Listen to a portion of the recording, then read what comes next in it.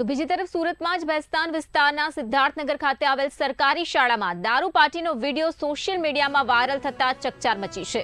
Video સામે આવતા સ્થાનિક પોલીસ અને શિક્ષણ સમિતિ હરકતમાં આવી હતી। શાળાના આચાર્ય દ્વારા વાયરલ વિડીયો અંગે પોલીસમાં ફરિયાદ પણ કરવામાં આવી હતી। તો પોલીસના જણાવ્યા અનુસાર વિડીયોના આધારે 4 લોકોની ધરપકડ કરવામાં આવી છે। સરકારી શાળામાં ફરજ બજાવતા સિક્યુરિટી ગાર્ડે અન્ય મિત્રો સાથે મળીને દારૂ પાર્ટી કરી હોવાના આક્ષેપો છે।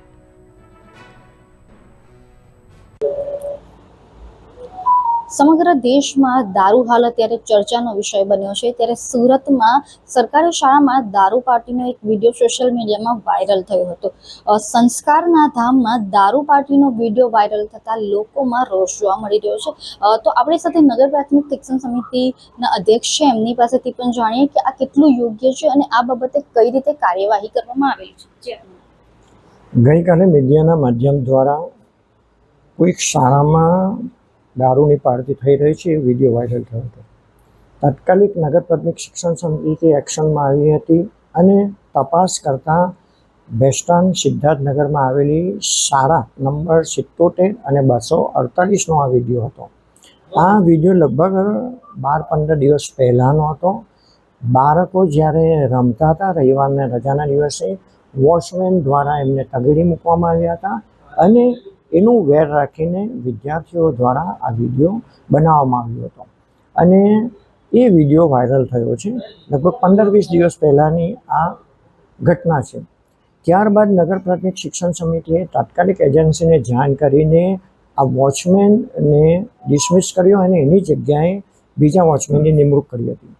મળતી માહિતી મુજબ સવારે બેસ્તાન પોલીસ સ્ટેશન દ્વારા આ 4 અપરાધીઓની ધરપકડ કરવામાં આવી છે અને તપાસ કરવામાં આવે છે કે આ દારૂ પાર્ટી કોની સાથે મનાવતા હતા, દારૂ ક્યાંથી લાવવામાં આવ્યો હતો અને આ મહેફિલ આજે જ મનાવી છે કે અગાઉ પણ આવી મહેફિલ ચાલતી હતી।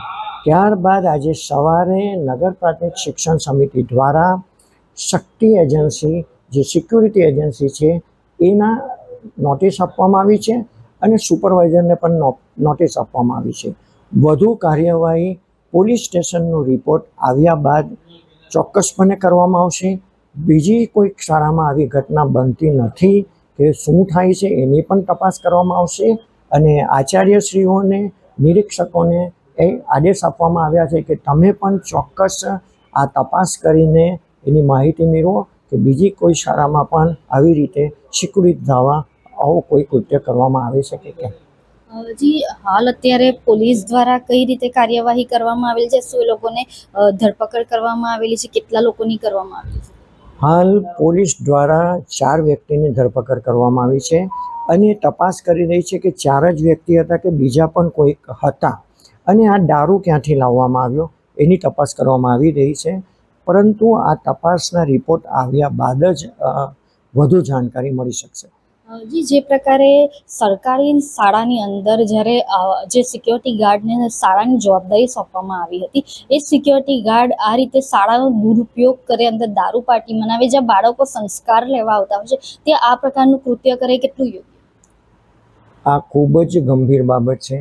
શાળાના પરિસર હોય, શાળાનું મેદાન હોય કે શાળાના ક્લાસરૂમમાં આવી પ્રવૃત્તિ કોઈ પણ સંજોગોમાં સાંખી લેવાય નહીં અને તે પણ પાછા સિક્યુરિટી ગાર્ડ દ્વારા। સિક્યુરિટી ગાર્ડે રાત્રે જ્યારે ફરજ બજાવવાની હોય તો શાળાના ગેટ પાસે કે સ્કૂલની બહાર આ સિક્યુરિટી બજાવવાની હોય છે અને આ જ ગાર્ડ જો દારૂ પીવાની, દારૂની મહેફિલ માનતો હોય તો આ ખૂબ જ ગંભીર બાબત છે। જી, જે પ્રકારે આપણે નગર પ્રાથમિક શિક્ષણ સમિતિના અધ્યક્ષ સાથે વાત કરી, તેઓએ જણાવ્યા મુજબ જે પ્રકારે જે વિડીયો જે વાયરલ થયો હતો, જેના આધારે પોલીસ દ્વારા શાળાના જે સિક્યોરિટી ગાર્ડ છે તથા એની સાથે જે અન્ય લોકો હતા તેઓ તમામની આજે સવારે ધરપકડ કરવામાં આવેલી છે અને આ લોકો અગાઉ પણ કોઈક આ પ્રકારે દારૂ પાર્ટી કરી છે કે નહીં તે બાબતે પણ શિક્ષણ સમિતિ દ્વારા આદેશ આપવામાં આવ્યા છે અને ચોક્કસ તપાસ બાદ તેઓ વિરુદ્ધ યોગ્ય કાર્યવાહી કરવામાં આવશે। પરંતુ મહત્વની વાત એ છે કે જ્યારે જે શાળાની અંદર જે બાળકો જે છે તે સંસ્કાર લેવા આવતા હોય છે, તે આ પ્રકારે કૃત્ય કરવું એ કેટલું યોગ્ય તેવા પણ સવાલો ઉઠી રહ્યા છે। છે. તો જે પ્રકારે આ જે સિક્યોરિટી ગાર્ડ જે છે જે ત્યાં નોકરી કરે છે, જેને શાળાની જવાબદારી સોંપવામાં આવેલી છે, એ સરકારી શાળાને પોતાનું પ્રાઇવેટ પ્લેસ સમજીને આ પ્રકારે કૃત્ય કરે એ પણ કેટલું યોગ્ય તેવા પણ ગંભીર સવાલો ઉઠી રહ્યા છે. આ સમગ્ર મામલે શિક્ષણ સમિતિ દ્વારા હાલ તપાસના આદેશ આપવામાં આવ્યા છે. કેમેરા પર્સન સાથે રશ્મિ રાણા, ઇન્ડિયા ન્યૂઝ.